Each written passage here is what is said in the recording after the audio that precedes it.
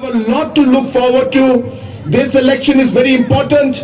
In the next few days, you will hear more good news about the National People's Party, with more people joining our party very soon. Many more leaders are going to join our party within the next 4 to 5 days. And we'll be having a very nice function on the 6th of this month, where many senior leaders from other political parties will be merging into the National People's Party. I don't have to give you details, you know the details already. But we will see the result on the 6th of this month.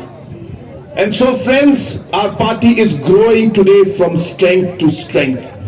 We are one of the largest parties in the country today. We are the only national party from the Northeast.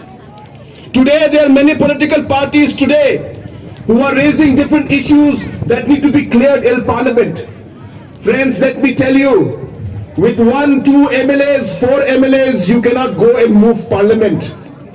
You cannot do the things that you want to do just by having few MLAs here. You need to be a recognized force. You need to be a national party. You need MPs in the national level. You need numbers in the political level to be able to take up issues that are important for our people. And today, the people of the Northeast are looking at the NPP, at the National People's Party, to be that platform that will voice the concerns of the tribals of our region, that will voice the concerns of the indigenous people of our region, that will voice the concerns of the entire Northeast, voice the concerns of different religious minorities. And I can assure you that whenever the occasion comes, whenever the situation comes, the National People's Party will always stand for the rights of our indigenous people, for the rights of our tribals, and for the rights of the minority religious groups. Let me give you that commitment and assurance as I speak here today in this very important election campaign.